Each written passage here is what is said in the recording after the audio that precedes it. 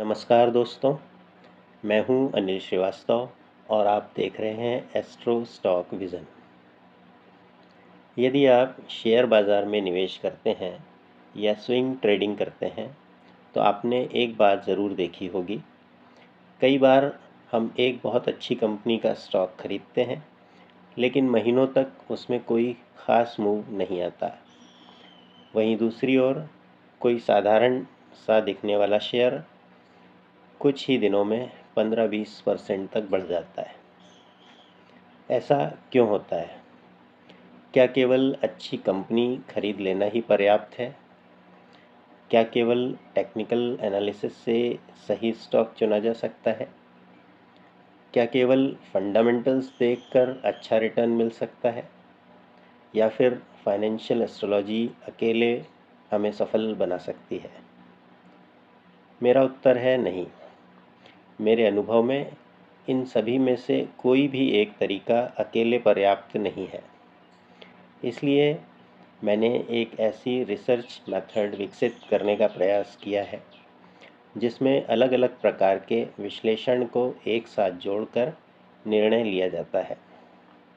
आज के इस वीडियो में मैं आपको वही पूरी प्रक्रिया बताऊंगा। ध्यान रखिए, इस वीडियो में मैं कोई स्टॉक रिकमेंडेशन नहीं देने वाला हूं।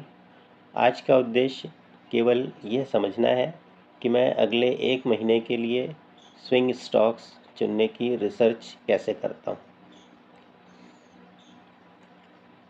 सबसे बड़ी गलती। आज अधिकांश निवेशक 5 बड़ी गलतियाँ करते हैं। पहली, किसी YouTube वीडियो को देखकर स्टॉक खरीद लेना। दूसरी, व्हाट्सएप या टेलीग्राम टिप्स पर भरोसा करना।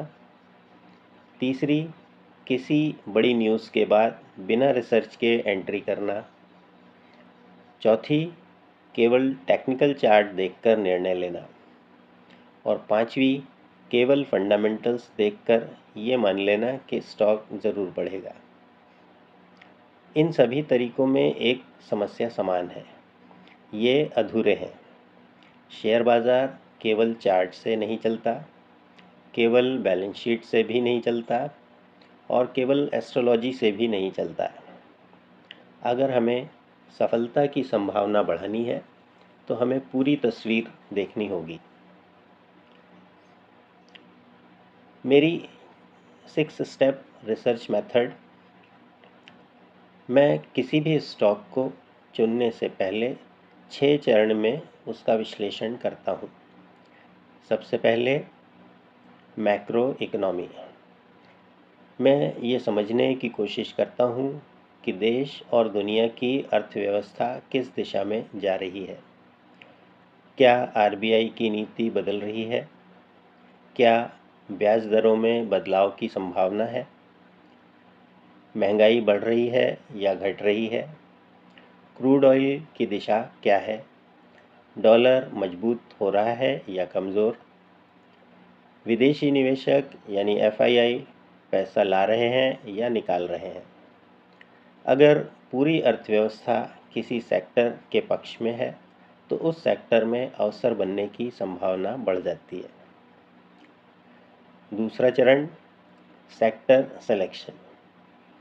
इसके बाद मैं पूरे बाज़ार में स्टॉक नहीं खोजता, पहले सेक्टर चुनता हूँ, क्योंकि अक्सर पूरा सेक्टर एक साथ चलता है।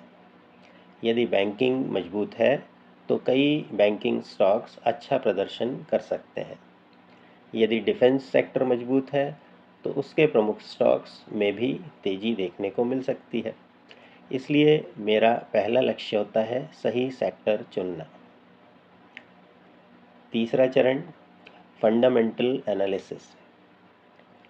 अब उस सेक्टर के अंदर केवल मजबूत कंपनियां बचाई जाती हैं। मैं देखता हूँ रेवेन्यू ग्रोथ, प्रॉफिट ग्रोथ, डेप्ट, ROE, ROC, promoter holding, quarterly results, management की दिशा। कमज़ोर व्यवसायों को यहीं बाहर कर दिया जाता है। चौथा चरण, फाइनेंशियल एस्ट्रोलॉजी। यही हमारे चैनल की सबसे बड़ी विशेषता है। लेकिन मैं एक बात बिल्कुल स्पष्ट करना चाहता हूँ, मैं फाइनेंशियल एस्ट्रोलॉजी का उपयोग अकेले भविष्यवाणी करने के लिए नहीं करता। मैं इसका उपयोग टाइमिंग टूल के रूप में करता हूँ। मैं ये समझने का प्रयास करता हूँ कि कब किसी सेक्टर या स्टॉक में गति बनने की संभावना अधिक है। इसके लिए मैं ग्रहों का गोचर, चंद्रमा की स्थिति, ग्रह बल, दशा और सेक्टर से जुड़े ग्रहों का अध्ययन करता हूँ। यदि एस्ट्रोलॉजी और बाकी विश्लेषण एक ही दिशा दिखाते हैं तो उस अवसर का महत्व बढ़ जाता है। अब पांचवा चरण, टेक्निकल एनालिसिस। अब चार्ट की बारी आती है। यहीं से हमें पता चलता है कि एंट्री कहाँ करनी है, स्टॉप लॉस कहाँ रखना है, ब्रेकआउट वास्तविक है या नहीं, ट्रेंड मजबूत है या कमज़ोर, वॉल्यूम साथ दे रहा है या नहीं। टेक्निकल एनालिसिस हमें सही समय पर एंट्री और एग्जिट की योजना बनाने में मदद करता है। छठा चरण, F&O कन्फर्मेशन। अंत में मैं डेरिवेटिव मार्केट को देखता हूँ। ओपन इंटरेस्ट क्या कह रहा है, PCR क्या संकेत दे रहा है, लॉन्ग बिल्डअप हो रहा है या शॉर्ट कवरिंग।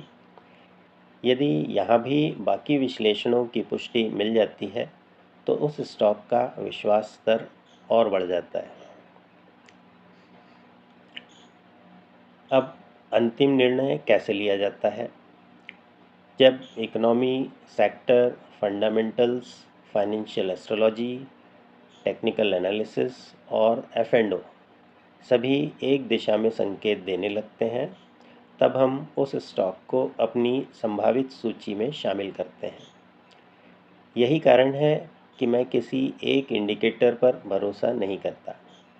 मेरा प्रयास रहता है कि निर्णय कई स्वतंत्र संकेतों के आधार पर लिया जाए। यह इस नई रिसर्च सीरीज़ का पहला वीडियो है। अगले वीडियो में मैं इसी फ्रेमवर्क का उपयोग करके अगले एक महीने के लिए सबसे मजबूत सेक्टर और हाई कन्विक्शन स्विंग स्टॉक्स का विश्लेषण प्रस्तुत करूंगा। साथ ही मैं यह भी बताऊंगा कि किसी सेक्टर को क्यों चुना गया और किन कारणों से कुछ स्टॉक्स हमारी अंतिम सूची में आए। यदि आपको यह रिसर्च बेस्ड अप्रोच पसंद आई हो तो वीडियो को लाइक करें, चैनल एस्ट्रो स्टॉक विज़न को सब्सक्राइब करें और बेल आइकन अवश्य दबाएं। हमारा उद्देश्य केवल स्टॉक टिप्स देना नहीं है, बल्कि एक ऐसी रिसर्च प्रोसेस साझा करना है जो आपको बेहतर निर्णय लेने में मदद कर सके। धन्यवाद। जय हिंद।